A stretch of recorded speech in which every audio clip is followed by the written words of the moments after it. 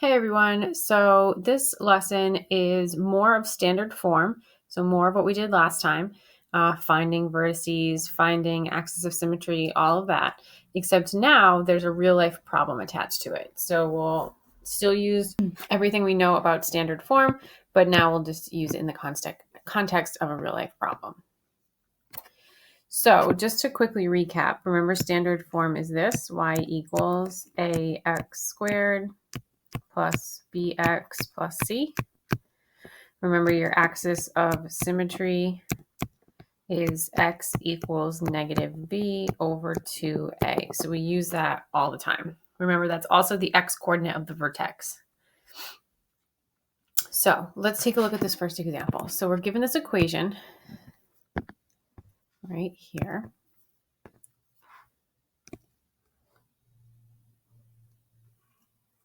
And it says, this equation shows the profit a company earns for selling headphones at different prices. So the first question is, what is the maximum profit the company can expect to earn? What selling price would give them this profit? So if we take a look at the graph here, let's talk a little bit about the graph. So first of all, notice that the x-axis, so your x values represent selling price. So for example, right here at 20 would mean they sold the headphones for $20. And if you follow it up, they would make approximately $4,000 in profit if they sold the headphones for $20. $40 is about here, about 6,000, and so on. So you could pick any X value and figure out the corresponding Y value, so how much profit they would make. This question is asking for the maximum profit. So your Y is profit. So on this graph, what's the highest profit they can get? Do we see how it's up here at our maximum point, which remember is also the vertex? So your maximum profit is going to be where your vertex is. So what this question was asking was, what is the maximum profit? And what is the selling price? What X value would give us that profit? So remember that every vertex has an X and a Y, right? So the X here is going to be the selling price, how much they're selling it for, and the Y is going to be the profit. So all we really have to do here is find the vertex. And once we find the vertex, that will give us our two answers, the selling price and the profit. So you could use the graph to estimate it, right? So if you use the graph to estimate it, so over here, let's go back for a second. Over here, I wrote, we can do this in two different ways. We can estimate on a graph. So a graph is always just an estimate. So it's hard to get an exact value from a graph unless it's like dead on, like on a point. But we could say that the approximate X value, the approximate selling price for this vertex, this maximum height, I would say is like maybe about $35. We'll find out. And then the maximum profit is probably a little over 6,000.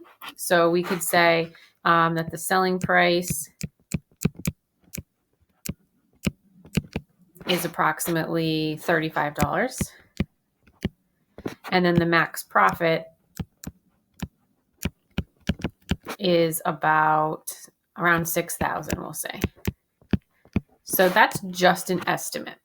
We can actually find the exact values by calculating the vertex using the equation. So we're going to use this equation. So remember, to get the x coordinate of the vertex, it's negative b over 2a. That's what we've been doing in the past few classes. So in order to do that here, we need to identify a, b, and c. So notice that a is negative 10. B is 700. We actually don't really need our C right now.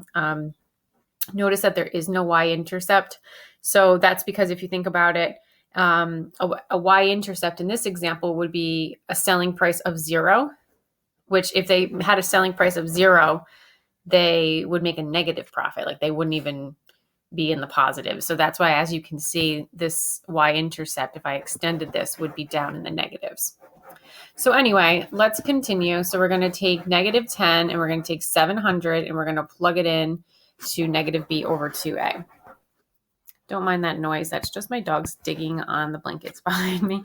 So negative b, that's going to be negative 700 over 2 times A. A is negative 10. So yes, these are big numbers, but just use a calculator. So we have negative 700 over negative 20. So if we divide negative 700 divided by negative 20, we get 35. And so my estimate was right, that the selling price is $35 for the headphones to get that maximum profit.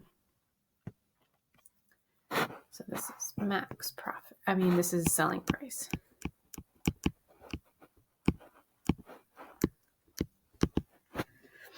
Okay, and then the maximum profit, we have to take that 35 and we have to plug it into the equation. That's how you get the y coordinate of the vertex, is you take the x value and you plug it in. So we're going to take x equals 35 and we're going to plug it into the equation. So I'm going to do that over here. So y equals negative 10 and then in parentheses 35. That's supposed to be parentheses. Whoops. Squared plus 700 times 35. And then minus 6,000. Oops, I'm running out of room. Okay, so now we're going to do exponents first. So 35 squared is 1,225. So this is negative 10 times 1,225 plus 700 times 35 minus 6,000. Okay, so now we can multiply. You're going to do multiply these and these. So 1,225 times negative 10 would give us negative 12,250. Again, just do this in the calculator. And then 700 times 35 would give us 24,500.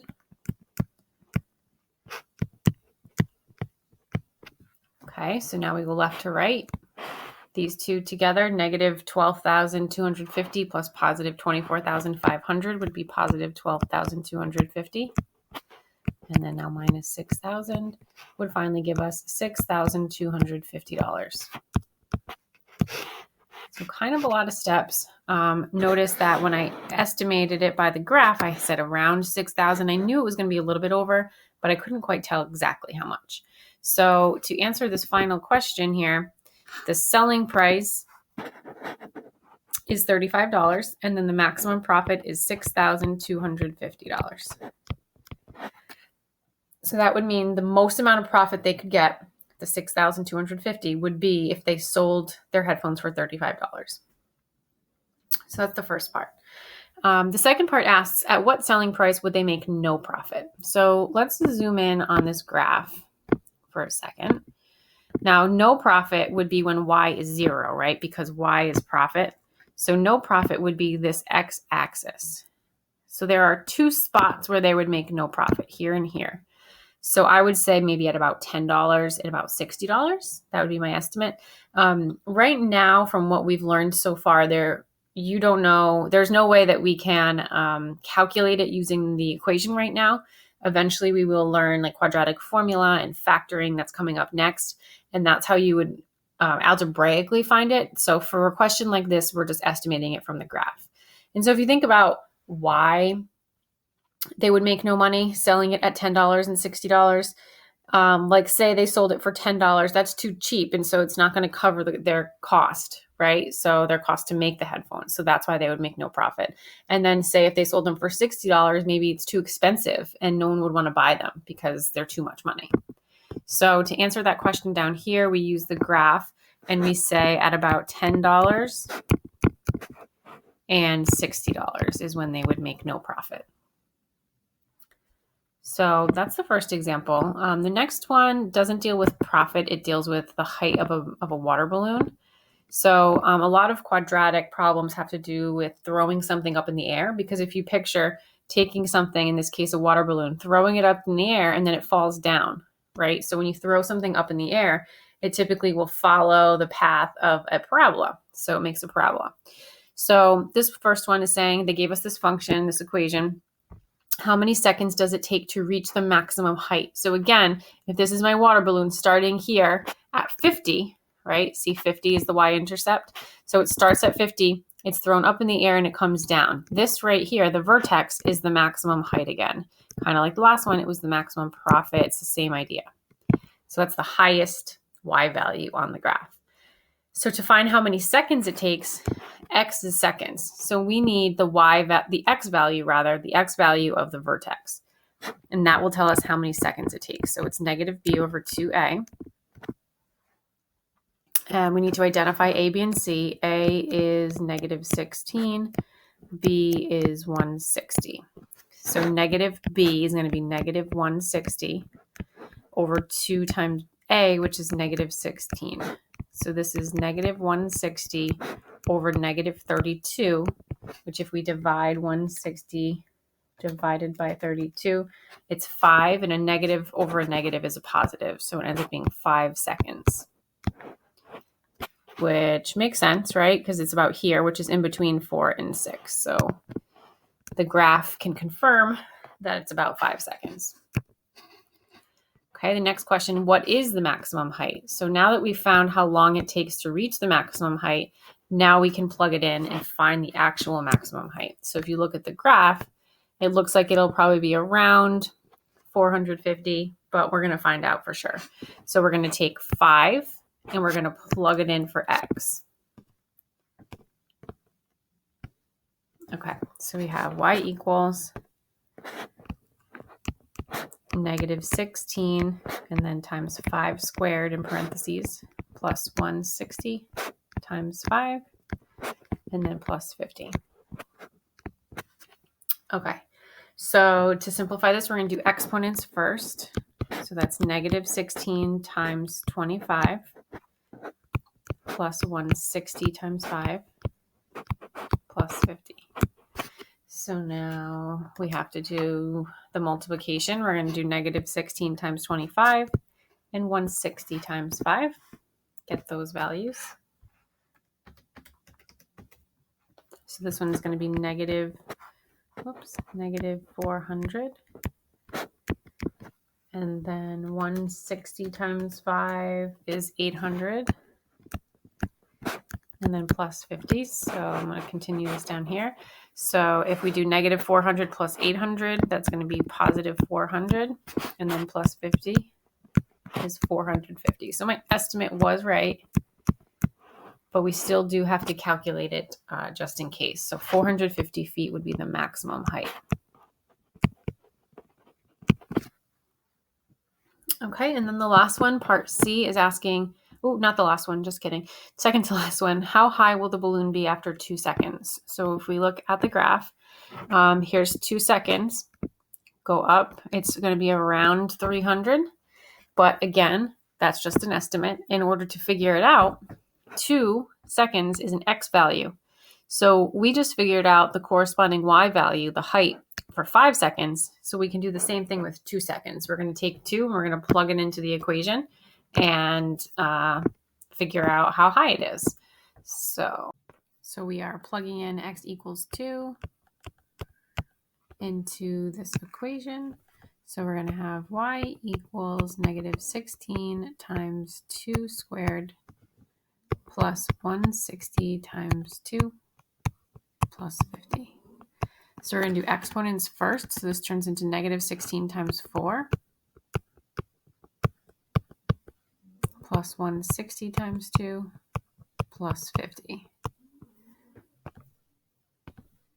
So negative 16 times 4 is negative 64. 160 times 2 is 320 plus 50. So it's going to be 256, negative 64 plus 320 rather, and then plus, oh, this is supposed to be 50, not 5. So that gives us 306 feet. Whoops. So that's going to be the height after 2 seconds is 306 feet. We took 2, we plugged it in, which if you look back at the graph at 2, it does look like it's at about 306. So that works out. Okay, and then the last question is how long will the balloon be in the air? So basically, after how many seconds does it hit the ground? So if you picture the y-axis here is height. So when it hits the ground, the height is 0, right? So picture here's the path of the balloon and it hits the ground here. So this is how long it is in the air. So it would be at about 10 seconds. So you just use the graph for that one. And we will learn how to calculate it algebraically in the next couple of sections. But for now, we'll just use the graph. So that's it. So be sure to let me know if you have any questions about any of these. You're doing 4 of them. Feel free to email me and ask for help if needed. All right. Have a great day.